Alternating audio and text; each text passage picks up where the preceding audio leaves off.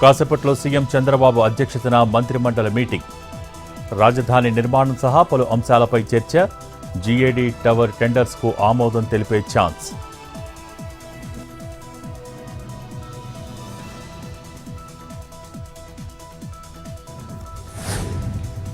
AP వ్యాప్తంగా YCP వెన్నుపోటు నిరసన కార్యక్రమాలు.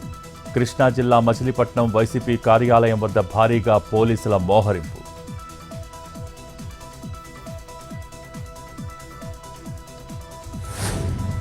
నేడు ఏపీ హైకోర్టులో పిటిషన్ దాఖలు చేయనున్న వంశీ. వైద్యం చేయించుకునేందుకు మధ్యంతర బెయిల్ ఇవ్వాలని కోరుతూ పిటిషన్. రేపు విచారణ చేపట్టనున్న హైకోర్టు.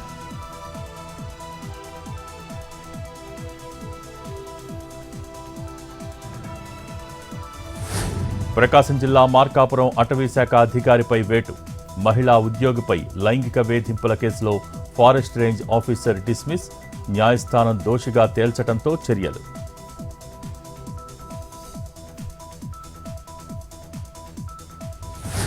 నేడు రాజ్ కేసిరెడ్డి బెయిల్ పిటిషన్పై విచారణ.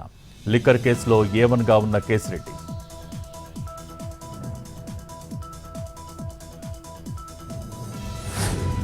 సూర్యాపేట జిల్లాలో నకిలీ పత్తి విత్తనాల తయారీ ముఠా అరెస్ట్. నిందితుల నుంచి 308 కిలోల సీడ్ తయారీ యంత్రాలు స్వాధీనం.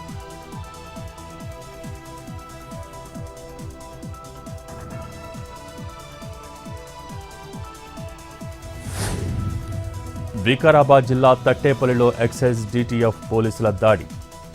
125 గ్రాముల గంజాయి సీజ్, ఒకరు అరెస్ట్.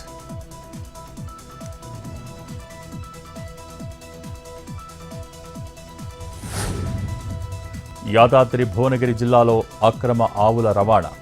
డీసీఎంలో తరలిస్తుండగా పట్టుకున్న గోరక్ష దళ్ సభ్యులు. ఆవులు కనిపించకుండా ఎండుగడ్డి కప్పి తరలింపు.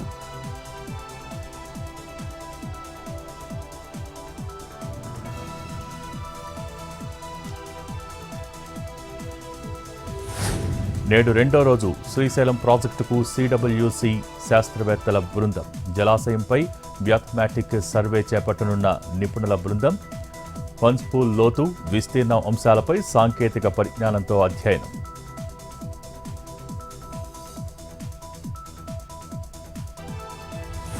ఇవాళ మధ్యాహ్నం తెలంగాణ మంత్రుల కమిటీ భేటీ.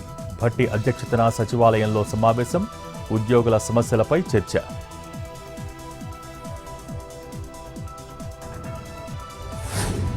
వేములవాడ రాజన్న ఆలయ అధికారుల్లో గుబులు. అవినీతి పరులపై చర్యలకు సిద్ధమైన దేవాదాయ శాఖ. 7గురిపై చర్యలు తీసుకోవాలని ఆదేశం. ఆందోళనలో అధికారులు.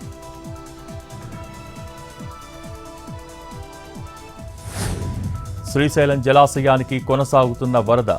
ఇన్ఫ్లో 18,980 క్యూసెక్కులు. అవుట్ఫ్లో నీల్.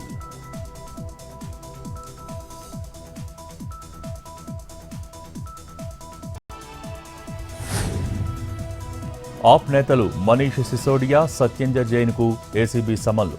ఢిల్లీ ప్రభుత్వ స్కూళ్ల నిర్మాణంలో అవినీతి జరిగిందని ఆరోపణలు.